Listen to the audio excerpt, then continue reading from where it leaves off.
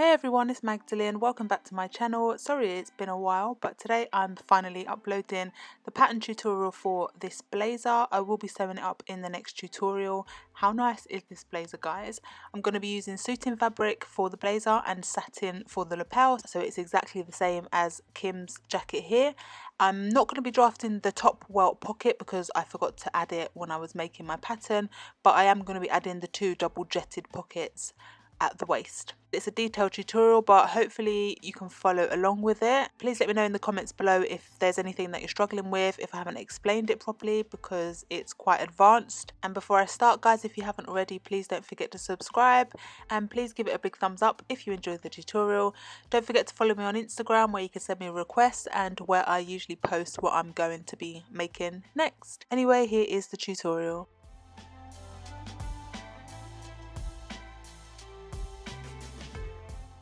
So to start, I've drawn around my block and I've moved my dart to my shoulder.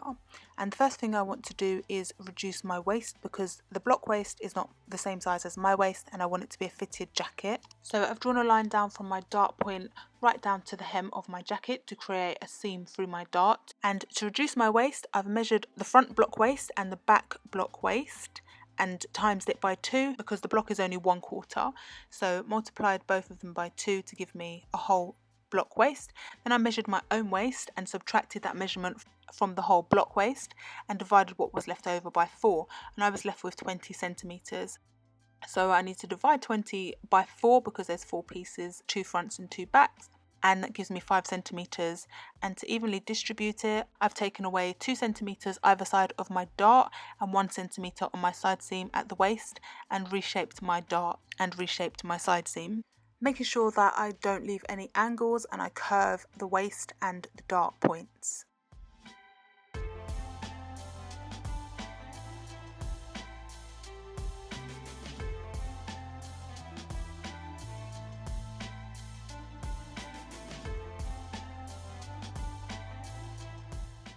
Next, I decided on where I wanted my jacket opening to be, so I came down 8 centimeters from my waist and added a button stand of 2.5 centimeters on my centre front.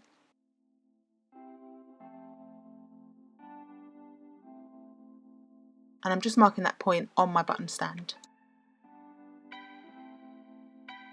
Now onto the collar, and the first thing I'm going to do is mark 0 at the top of my neckline. And I'm going to use my shoulder line as a guide and square up the length of my back neck plus 1 centimetre. So my back neck is 8.5, so I've gone up 9.5 centimetres and marked 1. Then you need a compass. Then using a compass and a pencil, I've opened it up the length of 0 to 1, which is 9.5 centimetres, and swept an arc.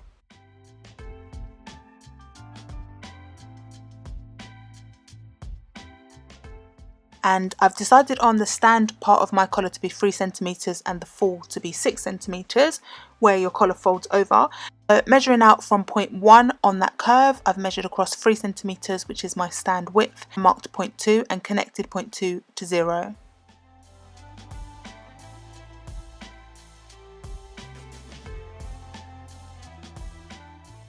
Then using line 0 to 2 as my guide, I'm squaring across at point 2.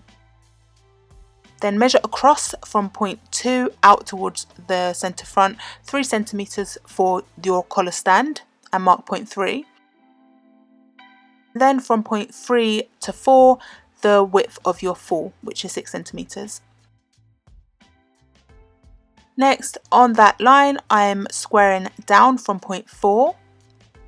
And I'm going to do this in pencil because this is where I'm going to draft the shape of my collar, and I don't want that to be permanent yet.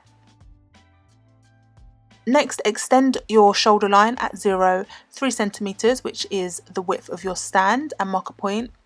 Then you're going to draw in a crease line, which is where your collar folds over on your jacket, from that point down to your jacket opening.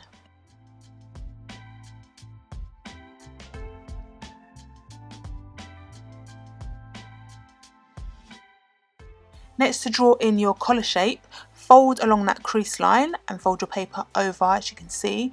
And the good thing is that this paper is see-through. If it's not, then you would draw this and use a tracing wheel to trace through the pattern and then draw it on the reverse, but luckily because it's see-through I don't need to use a tracing wheel.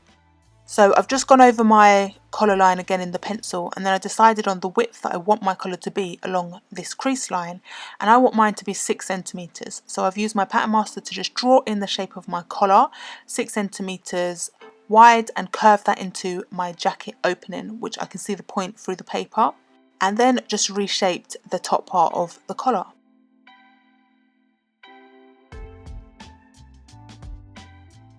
Here where my finger is running across is my shoulder line on the other side of the paper. So I want to keep that part 6 centimetres. I don't want that to be misshapen because that's the part where you'll see on the front of the collar. So I'm just going over it in pen so that I can see it when I turn it over so that I can redraw it. Then flip your paper back open, and here you can see the shape of my collar. And I'm just going to draw over this line to make it permanent.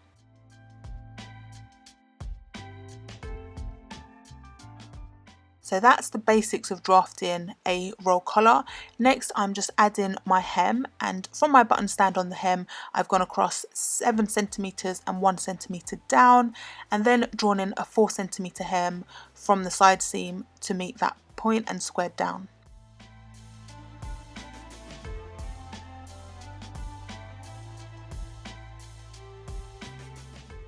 And I forgot to extend that line down to my hem from my dart point on the straight line, so I'm just doing that now.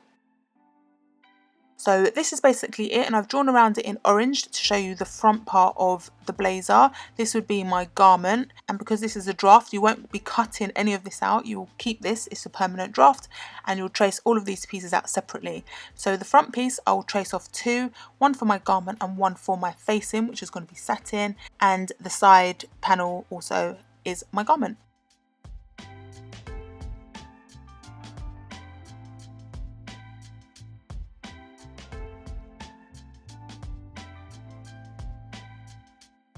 Next, I'm going to mark my pocket opening, and I decided that I wanted to come down 4 centimetres from my waist and 1.5 centimetres in from my new side seam.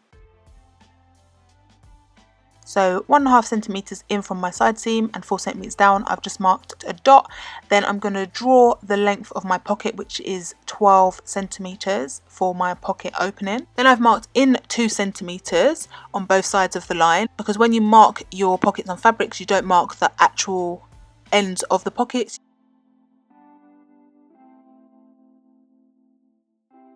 Here is a sample that I've made of a jetted pocket just to show you how much you need for the flaps, and these are 1 centimetre jets.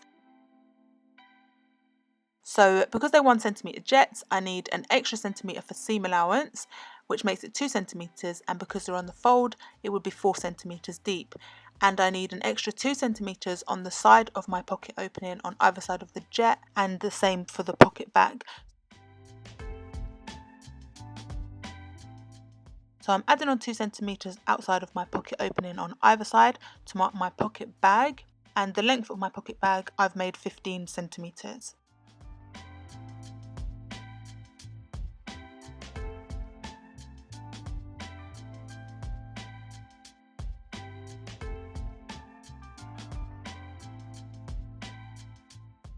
At the top of my pocket bag and pocket opening, I need 2 centimetres. This is for the 1 centimetre jet and the 1 centimetre seam allowance to sew together.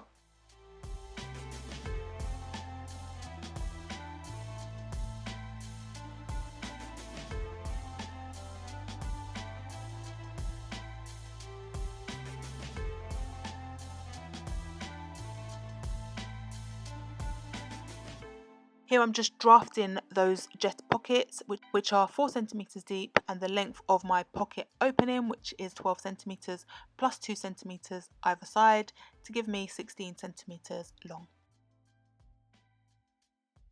Onto the back, I've done exactly the same thing. I extended my dart point down to my hem and then took off the excess from my dart points and my side seam, which was 2 centimetres either side of the dart, 1 centimetre on the side seam.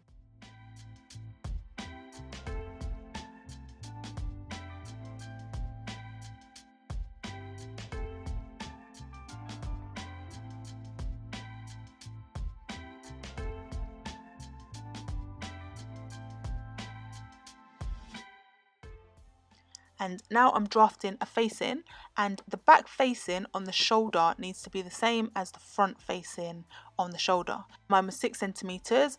That was exactly where my dart point was, and I went down 7 centimetres on my centre back and drew in my back facing.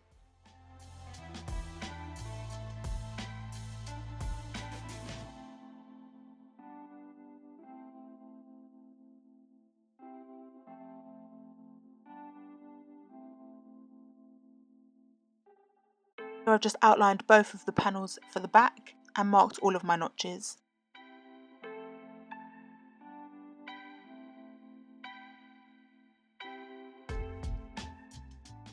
For the back lining, I extend my centre back by 2 centimetres.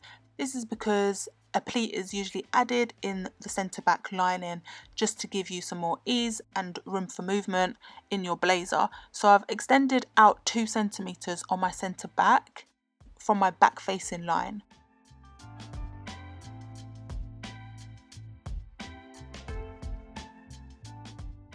For all of the other lining pieces, when adding seam allowance, you would add 1.5 or 1.25 centimetres around all of the pieces.